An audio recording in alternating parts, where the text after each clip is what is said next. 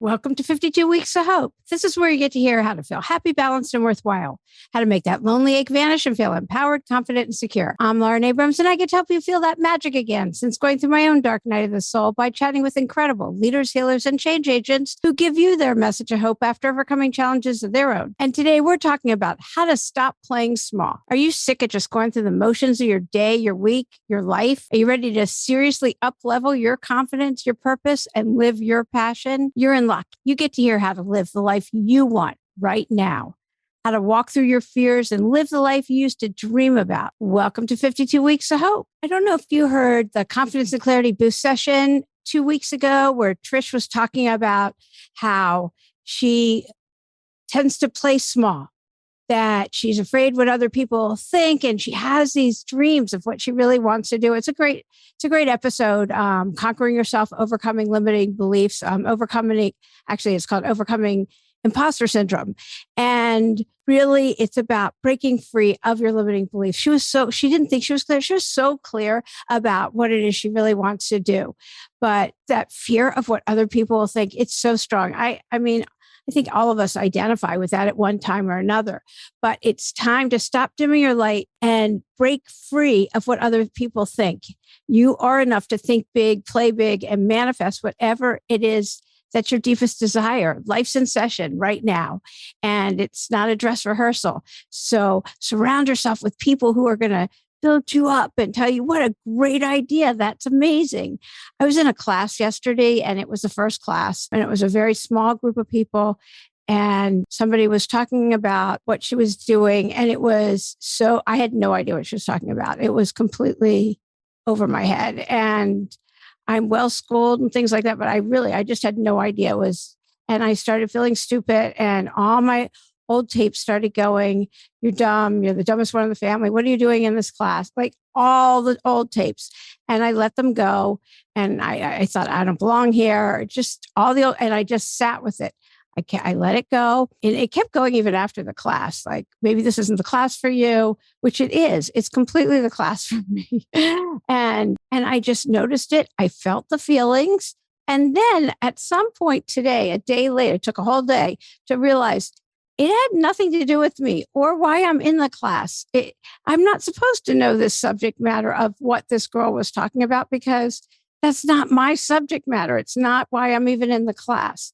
So when your head starts going, and for whatever reason, and those limiting beliefs come up, feel the feelings. You have to feel the feelings, or else it's going to come out as trauma someplace else.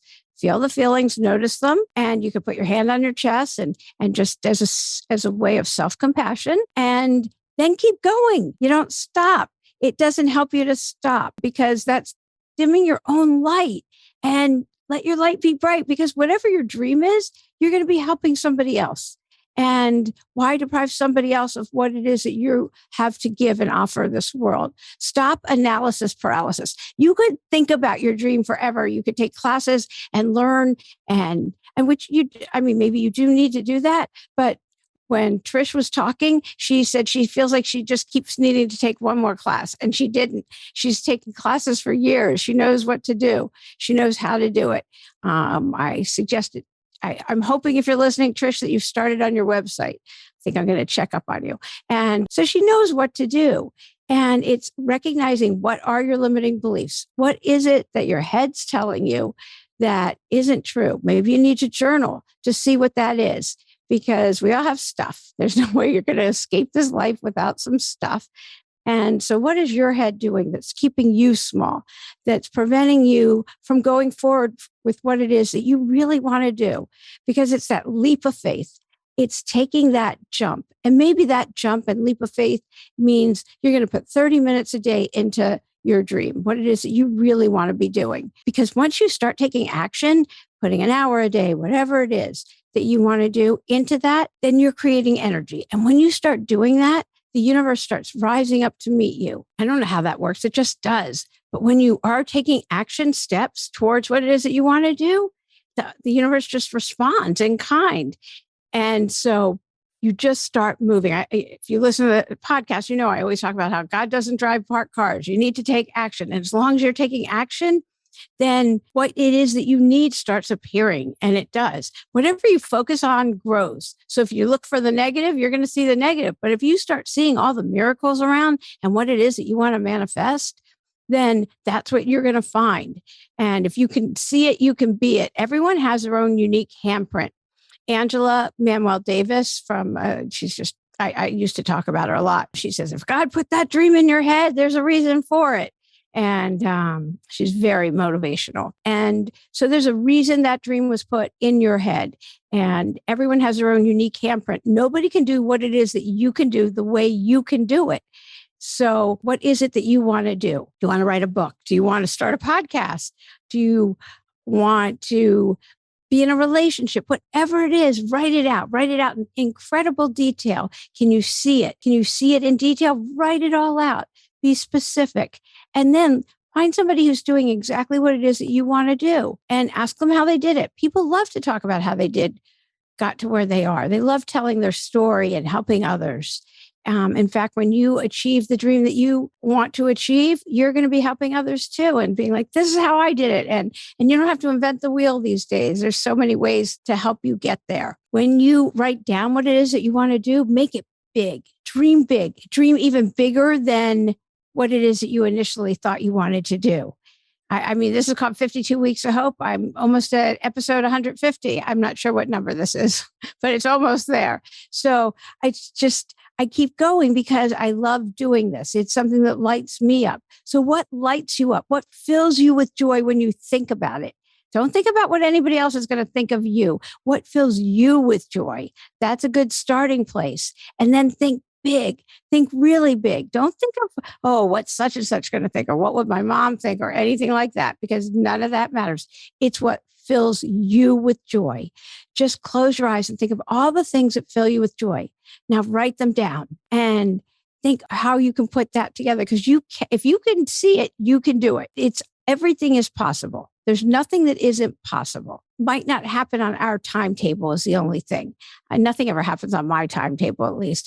I'm somebody that it always happens a little slower than I want it, but I'm somebody that wants like instant gratification. So although I've gotten way, way better, I'm a lot more balanced these days. Then take a look at all the things you've accomplished and what you've gotten through. Because at this point, even look at the last 5 years, look at everything you've accomplished and gotten through. So you know, whatever it is that you want to do, you can create a legacy over the next 20 years. You could do that.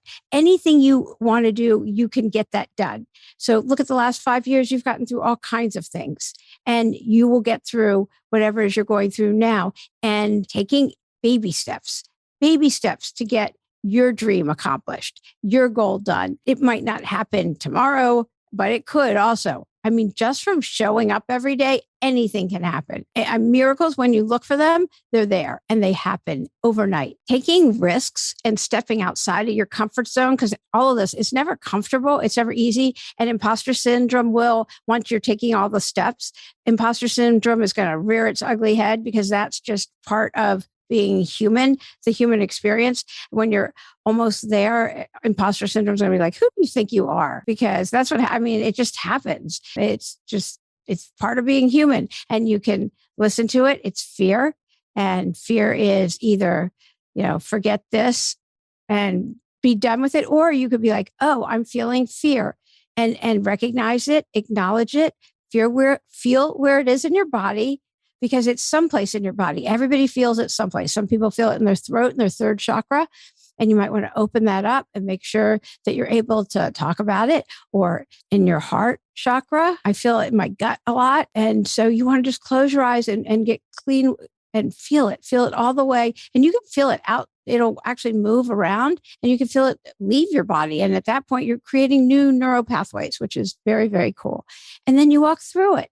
You're like, okay, I got through that. And you keep going, which is a very cool thing, to walk through your fears. And it doesn't mean like, I'm tough and I don't have to feel it. No, have to feel it.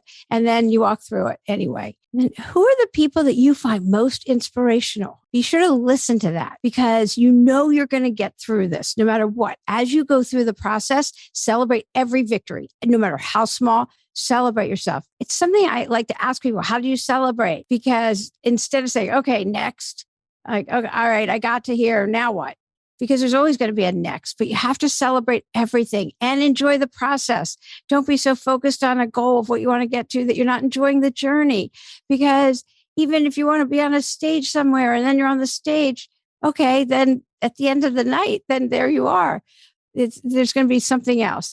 So be sure to enjoy the journey and the process, which I'm a big proponent of meditation, which meditation has me enjoy each moment. When people ask me, well, what's the big deal? It's like gratitude list. I'm not grateful, Lauren. Why should I do a gratitude list? By the time you get to the end of the gratitude list, you feel grateful. Meditation makes me okay with everything that's happening around me. It makes me okay. It doesn't make what's happening around me okay, but it makes me okay with what's happening around me. It gives me a sense of calm and balance.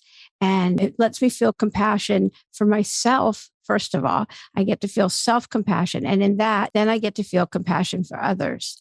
And starting with a loving kindness meditation, which, by the way, I thought I'd start ending some of these podcasts with a 3-minute loving kindness meditation. So let me know if you would like that. You can just you can DM or send me respond to the email, the weekly email, and let me know if you would enjoy that. And one thing I want to remind you is when you feel like, what will people think? I want to tell you, and I have never thought of a diplomatic way to say this, nobody's thinking about you. It's something I discovered when I started worrying about, oh my gosh, what are people going to think when I start a podcast? And I got very self-centered all of a sudden for the first month or two, maybe longer even, I'm not sure. And even once in a while now, I'll be like, oh my gosh, I'm not telling them I have a podcast, which is the antithesis of what I'm supposed to do. I'm supposed to tell everyone I have a podcast. Everyone, like servers, if I go to a restaurant, like I'm supposed to tell everyone. And sometimes I cringe a little and I don't want to be salesy or this and that. And it's not salesy. I'm helping people. So it's definitely not salesy, but I would cringe. And what I've realized over this last almost 3 years, nobody is thinking about me. Nobody is paying any attention. If they pay attention to me, it's for a blink and then they're paying attention to themselves or their lives again. So if you're worried about what people are going to think about you, they're not. They're thinking about themselves and their own lives. Even if you have something shocking to say, you were in prison for 20 years. They'll say, really? That's such an interesting fact about you. And then they're going on with their own lives again. I don't think there's anything you could really say that will make them think about you for more than a nanosecond and then go on with their own lives. So if that wasn't a good enough example of how they're not thinking about, I was not in prison for 20 years, by the way, but they are not thinking about you. So I just wanted to really stress that. You don't have to worry about it. I know that fear runs deep, but walking through it will empower you like nothing else. I'm not kidding. Try it. Walk through that fear. Whatever it is, you will feel so empowered. Don't forget to practice your self-care, though. Get enough sleep. Sleep has been found to like 8 hours. I thought we're supposed to get 5.5, 6 hours. 7.5, 8 hours is what we're supposed to get a night. And the earlier, I don't know if you heard Eric the Trainer episode, women are supposed to get even more, like 7.5, 8 hours sleep in order to look better and feel better. So, I know what I was going to say about Eric the Trainer. He said we're supposed to go to bed earlier, like at 10 at night and things like that. The earlier we go to bed, the better we look and feel. So I keep trying to do that. I keep trying to back up the time I go to bed. So I'm saying this out loud will hopefully remind me that I will start going to bed earlier. Anyway, so try to go to bed earlier and get up earlier is healthier. So practicing self-care like meditation, eating healthy, getting outside, going for walks, trying to get some sunshine, things like that, journaling, meditation, all these are practicing self-care, limiting your alcohol intake, caffeine, sugar, all of that. Those and staying around positive people instead of being around naysayers. As much as you can, limit that. Be around people that build you up and tell you how great you are and what a great idea and how, you're going to kill it with this because you are. That feeling that life's passing you by, being jealous of someone else. I don't remember which episode it was, but if you feel jealous of someone else, that's a sign that that's something you want to do. You can be grateful you feel jealous because that way, I'm on the right path. If I'm feeling jealous, this is something I wish I was doing. So that's a good reframe of jealousy. So you get to live your authentic life. I want to read this quote. Our deepest fear is not that we're inadequate. Our deepest fear is that we're powerful beyond measure. It's our light, not our darkness that frightens us. But our playing small doesn't serve the world. There's nothing enlightened about shrinking so that other people won't feel insecure around you. That also reminds me of the episode where Ajua talks about not rising to her full self. And she was told to stop playing small and never to shrink herself again. You don't have to either. Be your authentic, greatest self. Don't play small. Don't dim your light. Let your light shine at its brightest. You deserve to be here. You deserve to be your best, brightest self, just like everyone else. No more FOMO. No more feeling jealous that other people are doing what it is that you wish you were doing. You get to do that. You have your own unique gifts, just like everyone else. You have your own unique handprint. Everyone does. Everyone is their own unique self. You get to be your biggest, brightest you, living in your brightest light, killing it in your space, feeling empowered, confident, and fulfilled. And your inner voice gets to be nurturing, kind, compassionate, and you get to live on your path that's clear and focused, feeling confident and fulfilled, just like everybody else. I hope you enjoyed this week's episode and take with you the messages of bright, gratitude, and fulfilled. Such great messages to take into your week ahead. Be sure to tune in next week for another fabulous episode.